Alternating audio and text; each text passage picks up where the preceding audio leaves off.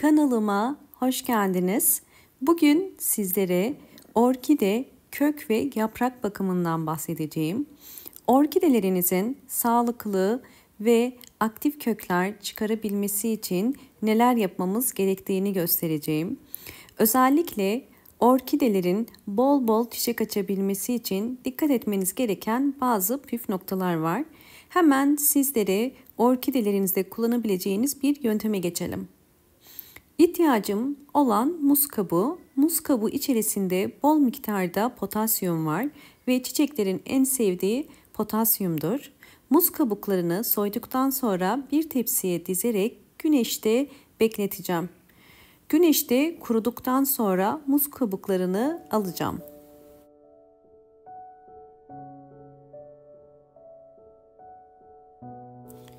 Güneşte kuruttuğum muz kabuklarını aldım.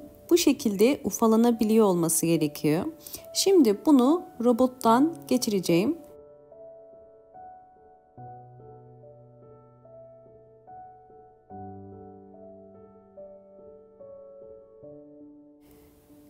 Eğer videomu buraya kadar izlediyseniz ve beğendiyseniz hemen beğen tuşuna basıp kanalıma da abone değilseniz eğer bana destek olmak için abone olabilirsiniz. Videolarımda artık kendi ana dilinizde seslendirme özelliği var. Lütfen videoyu izlerken İngilizce seslendirmeyi açık konuma getirin. Artık kendi ana dilinizde benim YouTube videolarımı sesli olarak dinleyebileceksiniz. Sizlere videoyu kendi ana dilinizde nasıl sesli izleyebileceğinizi göstermek istiyorum. Bu sadece örnek bir videodur ve şu anda sadece İngilizce ekli. Zaman içerisinde birçok yabancı dilde seslendirme özelliğini aktif hale getireceğim. Sizler için hazırladığım demo videomda bunu adım adım gösterdim. Buradan takip edebilirsiniz. Sizleri hızla sararmaya ve dökülmeye başlar. Çiçek dalı da drops its flowers quickly, usually in stem fungus. The fungus starts from the inner part of the trunk and in İlk olarak ayarları tıklayın ve daha sonra Auditor'a tıklayarak İngilizce seslendirmeyi seçin. Daha sonraki zamanlarda bu bölümde birçok farklı dilleri de mevcut olacaktır.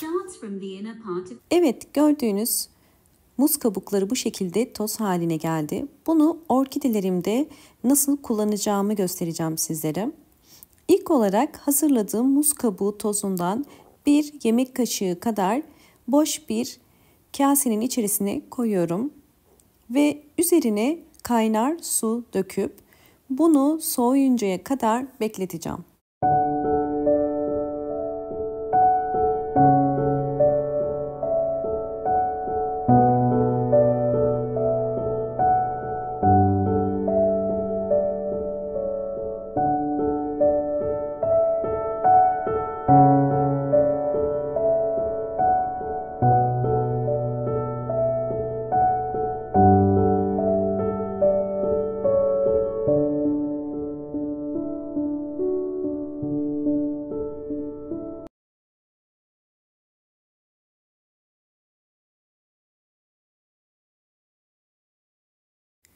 Soğuyan muz kabuğu suyunu süzüyorum.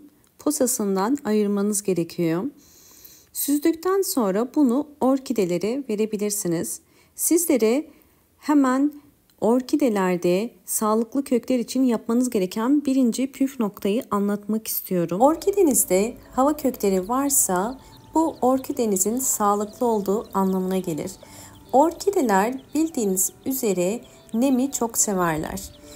Özellikle hava köklerinin ucu bu şekilde aktif ise bu orkidenizdeki nem dengesinin yeterli olduğunu gösteriyor. Eğer orkidelerde nem yeterli olursa orkideler bol bol çiçek dalı çıkarır. Eğer ikinci saksı kullanırsanız hem görüntü olarak orkideniz daha güzel durur hem de orkidenizin nem dengesini sağlamış olursunuz.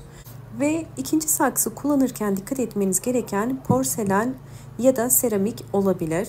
Fark etmez ama geniş olması gerekiyor. Yani elinizi bu şekilde içine koyduğunuz zaman muhakkak elinizin kolaylıkla içine girip çıkabilmesi gerekiyor. İkinci saksı kullandığım orkidelerimin sizlere gelişimlerini gösteriyorum.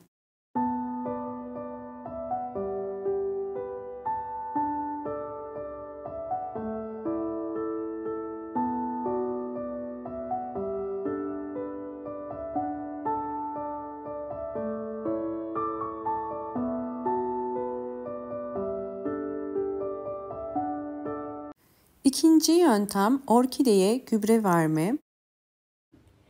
Orkideleri sulamadan önce mutlaka köklere bakın.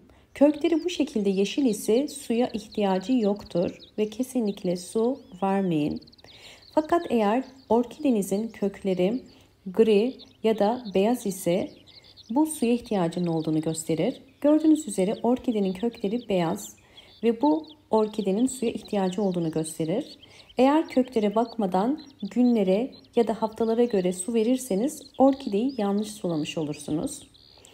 Evet, her bir orkide için 8 yemek kaşığı kadar hazırlamış olduğum bu gübreden veriyorum.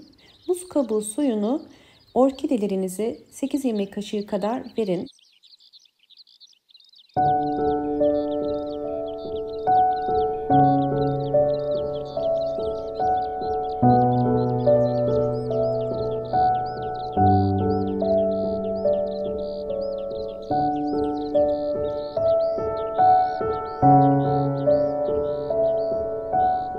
Üçüncü metot salon çiçekleri. Bu tarz gübreleri kesinlikle evdeki bütün orkidelerinize verebilirsiniz. Bu tarz salon çiçeklerinde mutlaka gübre vermeniz gerekiyor.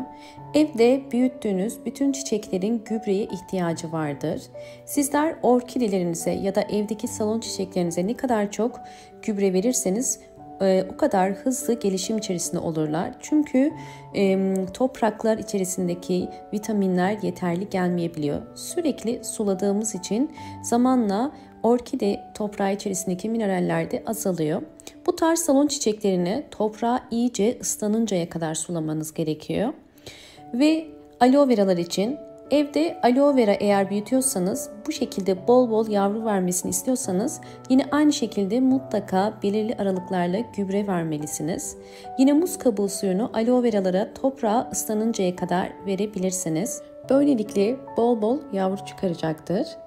Sizlerle orkidelerimin zaman içerisindeki gelişimlerini ve sonuçlarını da paylaşacağım. Videomu eğer buraya kadar izlediyseniz ve beğendiyseniz hemen beğen tuşuna basıp kanalıma da abone değilseniz eğer bana destek olmak için abone olabilirsiniz.